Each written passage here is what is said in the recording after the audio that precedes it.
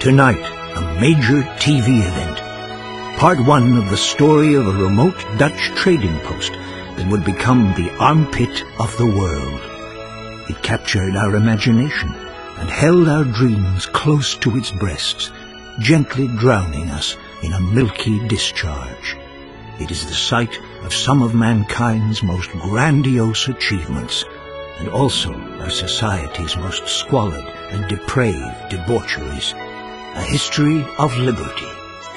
Major support for this documentary is brought to you by the Bank of Liberty and the Public Broadcasting Corporation, where our budget is cut every year to pay for more bombs. If you take a look at the microcosm that is Liberty City, millions of people, a collective consciousness but utterly alone in a crowd, a million souls crying out to be heard, piled on top of each other, like kittens in a bag, all wanting to kill each other or suck from society's teat. It is a city with so much history. It is the history of the modern world, particularly for people who can't use a map, and like sweeping generalizations, a history of decadence, a history of corruption, a history of liberty. On September 4th, 1609, Horatio Humboldt, an English explorer hired by the Dutch to find a new place to sell weed, steered his trusty ship into the mouth of a great river, the Humboldt, which he wrote in his log. "'Tis a strange and fortuitous coincidence that lush future site of commerce coincidentally shares the same name as me, for the locals call it the Humboldt. Honestly." That being said, looking through contemporary journals, even then the Humboldt River was a polluted mess. The Chickasaw Indians would shit and piss right in the river. It wasn't safe to swim in. With that knowledge, it makes it much easier to ignore the awful genocide and epic larceny our forefathers committed and talk about big ideas in grandiose terms and hope we get book deals. Horatio Humboldt had stumbled into the natural harbor that would become the greatest sociological experiment the world had ever seen, to determine if all the people in the world could live together in a single place. The answer is, of course, no. Liberty City was founded by the Dutch, and all the Dutch cared about was appearing to be purveyors of liberal values. But all they really cared about was pimping women and getting high. They were, in effect, well, I guess the first rappers. They wanted to find a place where they could party and kill people. Knowing this, it does make the act of highway robbery that our forefathers committed with regards to the Dutch a lot easier to forget, and we simply mask it in patriotic foundation myths. Unlike other cities in the New World, founded to facilitate new forms of religious persecution by lunatics who'd been run out of Europe by liberals, Liberty City was founded not to promote religious intolerance, but instead the other central tenet of Western European society, getting rich off of other people's work. You have to understand that when the Europeans arrived, the people that met them were savages. Can you imagine landing in a foreign land and being surrounded by men in loincloths? It's sort of hard to concentrate on fending off bubonic plague or sleeping with your pretty little 14-year-old wife when there are savages with no clothes running around. Luckily, we had a few tricks up our sleeve for dealing with them. When Liberty City was founded at the beginning of the modern age, it quickly expanded its ego and learned to hate everyone else. Cities that were 3,000 years old couldn't hold a candle to the undisputed, self-appointed capital of the world. Oh, the maps were really shitty back then. I mean, I don't know if it was the drink or the scurvy or the raging syphilis passed about by the town bike, but look at this map! It's like a Spaniard with polio painted it. It's one of the reasons people took so long to get anywhere. I mean, the shitty maps. The other reason was the savages. Advertisements were sent back to Europe, promising settlers a new life in a new city, that had 24-hour convenience stores, roller coasters, and the entertainment of a nightly hanging at the gallows. All the things civilization had brought to bear on this land.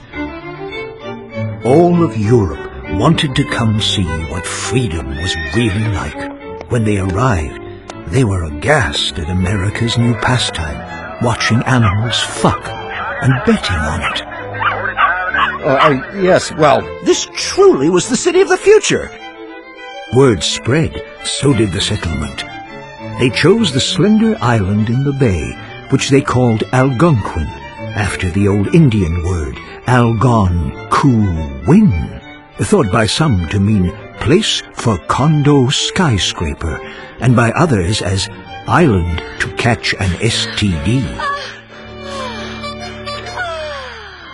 In 1625, right after the colony was founded, the first ship of slaves arrived to give the hard-working, morally upstanding, non-hypocritical Americans, newly free from the tyranny of Europe, time to focus on important things in life, like yelling at their women for buying too much shit in the strip mall.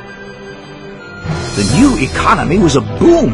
It was very different from failed Jamestown, where a bunch of incest-loving cannibals consumed each other in an orgiastic fury of self-important nonsense, although the exact nature of the differences escapes me just at the moment. But regardless, Liberty City gave the white settlers plenty of time to focus on the important things, like getting laid. The slave craze was huge. It was like waiting for a new iFruit phone to come out. People would line up at the docks and wait in line for days to own their very own person, and then put them online for a higher price. Some dissenters wondered about the moral consequences of a nation founded on genocide, slavery, and theft, but they were quickly imprisoned as being unpatriotic by proto-chicken hawks. Of course, we have very different values now. That year, all the local indigenous tribes were brought together and paid for what would be the greatest real estate deal in the history of the world. 14,000 acres of prime downtown real estate for some spare change, a porno magazine, and front-row tickets for a game of cricket. Cricket is the most boring game ever. What do the British know about sports? They're all gay. The Dutch had a land of plenty. They traded beaver skins, a 17th century version of wife-swapping, and partied late into the night. Founding a country on getting shit-faced and working slaves was trouble from the start. It hadn't worked for the Greeks, and it wouldn't work for the Dutch.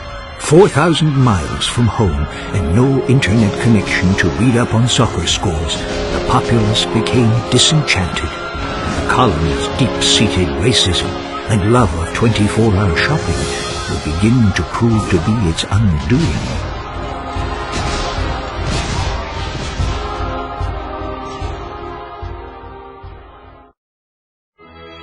Liberty City, a town on the edge, a town at the daybreak of dawn, a city at the gate of the universe, a city at the limit of metaphor, deep into the point where hyperbole becomes gibberish. The gateway to the new world was also a terrifying den of iniquity, and the campaign to clean up Liberty City and shut down the comatoriums began almost as soon as the city was founded. What most people don't know, but what I discovered through extensive reenactments, purely for research of course, was that in the comatoriums they used pig fat as lubrication, which in many ways is far superior to modern-day petroleum jelly. Another thing worth bearing in mind is that in the spring of 1647, the East India Trading Company hired a cross-dressing director general for New Rotterdam named Gloria Hole. He had lost his right leg in an unfortunate industrial accident while preaching the good word to some savages by, blowing them up with a cannon, which backfired. Puritanical and self-righteous, he had orders to return civility and productivity to the colony. Within weeks, he had banned drinking, smoking, fornicating with Indians, Texas Hold'em, missing church, anal beads, laughter, and imposed strict fines for male camel toe and whistling in public.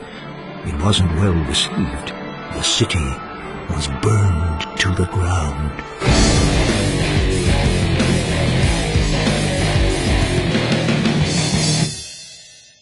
Within a few years, New Rotterdam had become so diverse that the Dutch had become a minority in their own colony. Then, just like today, nobody paid attention to the Dutch and only passed through to get stoned or screw a hooker while pretending that they were going there to look at the depressing paintings and smelly stagnant waterways and wooden shoes. Diversity was troubling, and with diversity comes chaos, as we know to our peril today. Nietzsche said that, and he was so clever he ended up in a lunatic asylum. Then, leaders began to fear the worst. They were totally petrified of the Jews showing up. Taxes were reduced so everyone could afford their own firearm, and a pattern for the country was now set in stone. Ignorant, scared xenophobes armed to the teeth trying to protect their borders. It's always been a great nation. What? I'm not racist. On August 27th, 1664, heavily armed British warships entered the harbor. The colonists signed a petition requesting to be ruled by the British, so they wouldn't have to brush their teeth any longer and could be certain they were better than everyone else. The English quickly renamed New Rotterdam Liberty City, after a generous donation by the Bank of Liberty for sponsorship rights. Every single place the British population went, the invisible hand of God prepared space for them by, well, you know, conveniently destroying and eradicating the native population. Soon the colony expanded, and areas were named after heavily inbred members of their Germanic royal family. Broker was named after Sir William Broker III, the king's bastard son, who was conceived by a milkmaid. The region to its north was called Dukes after the word dookie, as the people in the area smelled like shit. The peninsula to the north of that was named Bohan, after Bohan, a Dutch word meaning Dutch word.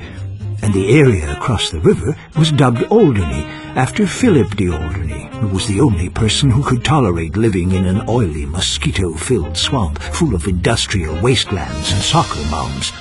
But things wouldn't be quiet for long. Pretty soon, the residents of Liberty City began to fight with the British over taxes. Americans felt, and well, rightly so, that they shouldn't have to pay any taxes. Let the markets sort it out. Poor people will die, rich people will win. Welcome to progress. So began the American Revolution, a bloody battle by men and women who wanted to leave the tyranny of England's tax structure that paid for burdensome health care and unnecessary public education. This was a war agitated by a number of musket companies who knew they would win whatever the outcome. And of course you can still see that rich tradition today. Americans don't want health care or education. No, we want guns and fireworks shows and wars so politicians can invest in armament companies and clean up. And of course we want drugs. Oh, yes, lots of those. Strong ones you take with young co-eds when discussing their thesis and then begin to rub their thighs while they say, "Didn't I hear you on that documentary?" And you whisper to them until they pass out. But I digress. The American Revolution was bloody. Soon the French joined in the war to help the struggling American insurgency. No, they did not. Yes, they did. They joined in by sending a big statue, which won us the war when the British all died laughing at a giant Martian transvestite eating an ice cream cone. Whatever. We saved their asses in WW too. Get me some freedom fries. The Revolutionary War quickly ended. Residents pulled down the statue of King George and melted it into gold chains, gold teeth, and golden toilet seats. The Union Jack was taken down in Liberty City, replaced with the Stars and Stripes, and the newly liberated Americans celebrated. Soon this entrepreneurial spirit took hold, and Liberty City was unstoppable. Yes, although they were free, the people lived in squalor. You could buy a young boy on the streets for, a few pence. It was a great time to be in the top 5% of the population. It was a great time to be white. Yes, but soon meddlers like Alexander Hamilton and Thomas Jefferson came in to change the successful agrarian-based slave economy to one of excessive service fees for concert tickets and huge turnpike tolls.